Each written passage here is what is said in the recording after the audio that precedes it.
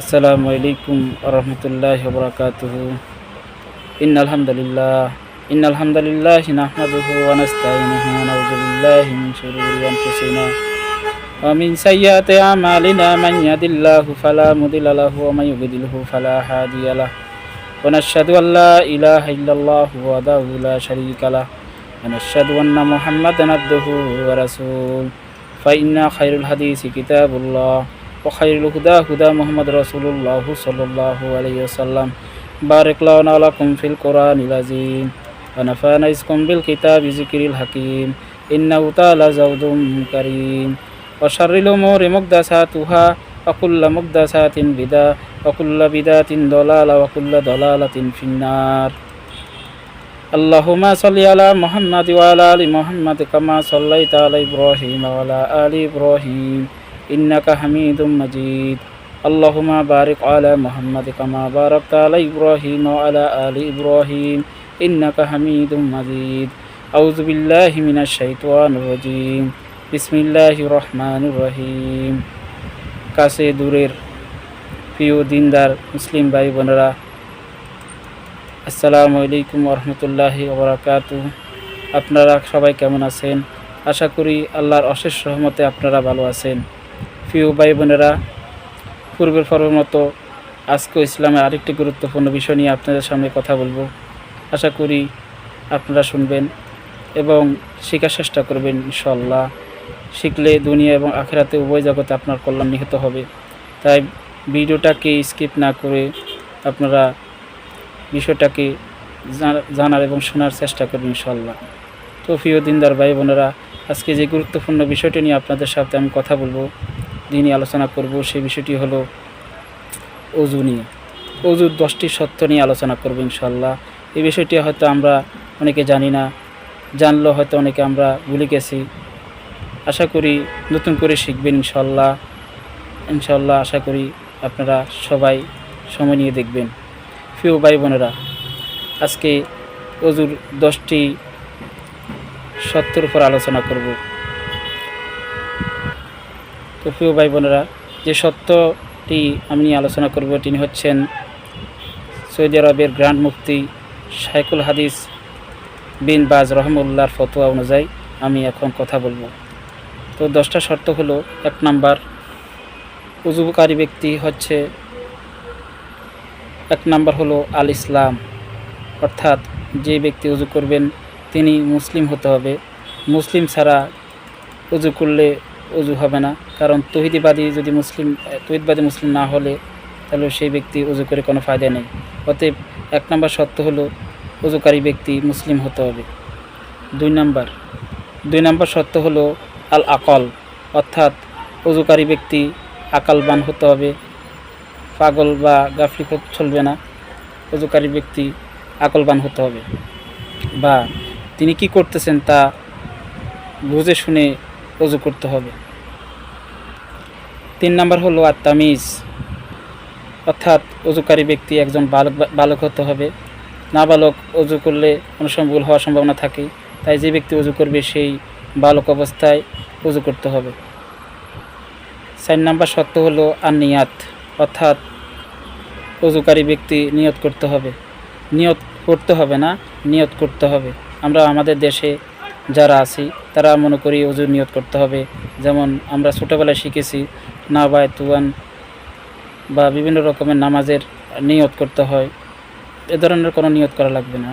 নিয়ত হচ্ছে আমি অন্তরে নিয়ত করলাম আমি এখন উযু করব, তারপরে বিসমিল্লাহ বলে উযু শুরু করতে হবে। এ হচ্ছে নিয়ত করা। 4 নাম্বার শর্ত নিয়ে আলোচনা করব এখন। 4 নাম্বার শর্ত হলো আত-তামিজ। এবার 5 নাম্বার শর্ত নিয়ে আমরা আলোচনা করব। 5 নাম্বার শর্ত হলো ইস্তেছাব, অর্থাৎ উযু শুরু থেকে শেষ পর্যন্ত উযু মনে রাখতে হবে। অনেকে উযু করে, যেমন আমরা ফজর কিংবা জোহর ওয়াক্তে উযু করার সময় চিন্তা করি আমরা আসর পর্যন্ত উযুটা রাখবো। তো এই মতো অবস্থা হয়তো আমার কোনো একটা কারণে উযু নষ্ট হয়ে গেছে, হয়তো আমরা খেয়াল করি নেই। এই ধরনের যারা উযু মনে রাখতে পারে না তাদেরকে পুনরায় আবার উযু করতে হবে। এ হচ্ছে ইস্তেজাব। তো প্রিয় ভাই বোনেরা, এবার আমরা 6 নাম্বার শর্ত নিয়ে আলোচনা করব। 6 নাম্বার শর্ত হলো এস্তাসাবু মজবু ওদুদ, অর্থাৎ অজু ভঙ্গের কোনো কারণ অজু শেষ হওয়া পর্যন্ত হতে পারবে না। অনেকে আছে আমরা লং টাইম দেখেছে অজু মনে করি আমরা নামাজ পড়তেছি, অথচ আমার অজু যে কখন ভেঙে গেছে সে নিয়ে আমাদের কোনো ভ্রুক্ষেপ নেই।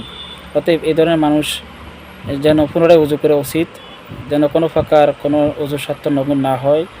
তাদেরকে তারা যারা ভুলে যায় বা কোনো একটা অজু করার কোনো ভঙ্গের কোনো কারণ হলে যারা অজু করে না তাদের উচিত পুনরায় অজু করে নেওয়া। এবার আমরা 7 নম্বর অজু সত্তা নিয়ে আলোচনা করব ইনশাল্লাহ। 7 নম্বর বিষয় হলো আতুরা, আরবিতে যাকে তুরা বলা হয়। তুরা হচ্ছে অর্থ হলো যে পানি দিয়ে আমি অজু করলাম সেই পানিটি পরিষ্কার হতে হবে, অর্থাৎ নোংরা পানি ময়লা পানি দিয়ে অজু করা যাবে না। নোংরা ময়লা পানি দিয়ে অজু করা গেলে অজু হবে না। অতএব এটা আমাদের বিশেষভাবে খেয়াল করা উচিত যে অজু করার সময় পানিটা পরিষ্কার আছে কিনা, তার স্বাদ এবং তার গ্রাম ঠিক আছে কিনা সেই বিষয় জেনে আমাদের অজু করতে হবে। এবার আমরা 8 নম্বর বিষয় নিয়ে আলোচনা করব অজু সত্যের। এবার আমরা 8 নম্বর সত্য নিয়ে আলোচনা করব। 8 নম্বর সত্য হলো ইস্তানজার ইস্তামা, আরবিতে বলা হয় ইস্তানজার ইস্তামা, অর্থাৎ অজু শুরু করার আগে পানি অথবা ডিলা দিয়ে শরীর পরিষ্কার করতে হবে। অর্থাৎ আমরা অনেকে যারা পানি স্পর্শ করতে অসুবিধা হয় তাদের জন্য ডিলা, আর যারা পানি অপরিষ্কার আছে কিন্তু পানি দিয়ে তাদের পুনরায় দ্রুত করে ভালো করে পরিষ্কার করে তাদেরকে পুরো শরীর পরিষ্কার করতে হবে। এটাকে বলা হয় ইস্তানজার ইস্তামা। তো প্রিয় ভাই বোনেরা, এবার আমরা 9 নম্বর সত্য নিয়ে আলোচনা করব ইনশাল্লাহ।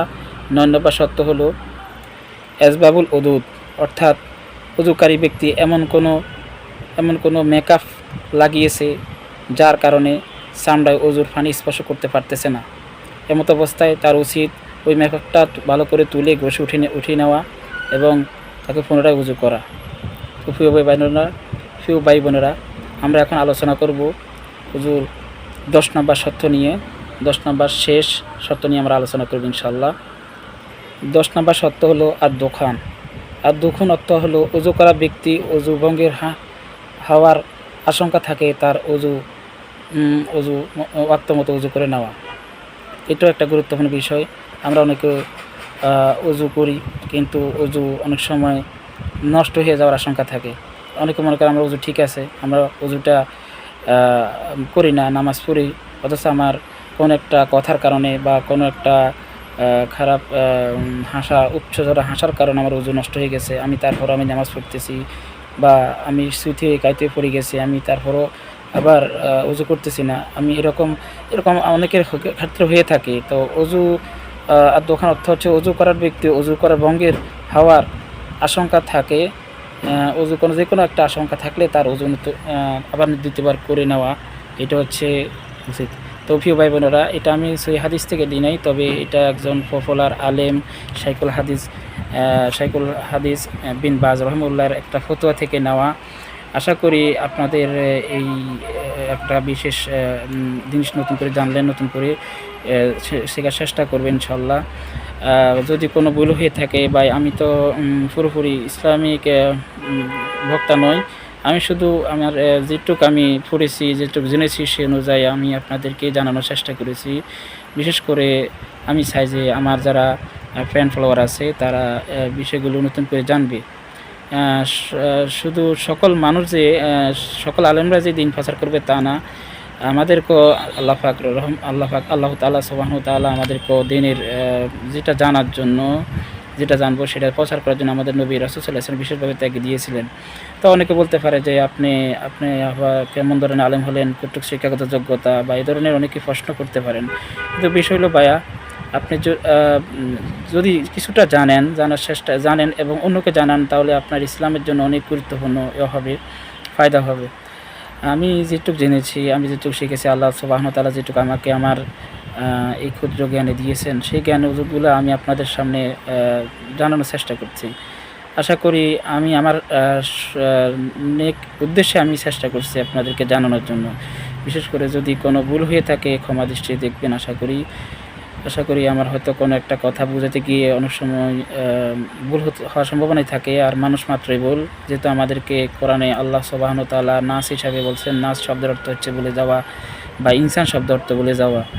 অতএব গুলোকে ক্ষমা দৃষ্টি দেখে আশা করি আপনারা নতুন কিছু শেখার চেষ্টা করবেন। এই ফতোয়াটা আমি পেয়েছি এবং আমার মনোভূত হয়েছে, আশা করি আপনাদেরকে জানানোর চেষ্টা করছি।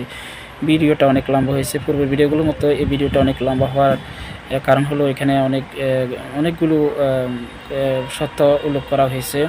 তো প্রিয় ভাই বোনেরা, আশা করি আপনারা জানার এবং মানার চেষ্টা করবেন ইনশাআল্লাহ। এই ভিডিওটা শুধু আপনাদের বিনোদনের জন্য নয়, বরঞ্চ এই ভিডিওটার মাধ্যমে আপনারা অনেক কিছু নতুন করে শিখতে পারবেন। তো সুবহানাকা আল্লাহুম্মা বিহামদিকা আস্তাগফিরুকা ওয়া আতুবু ইলাইক। আসসালামু আলাইকুম ওয়া রাহমাতুল্লাহি ওয়া বারাকাতুহু। সবাই ভালো থাকবেন। আল্লাহ হাফেজ।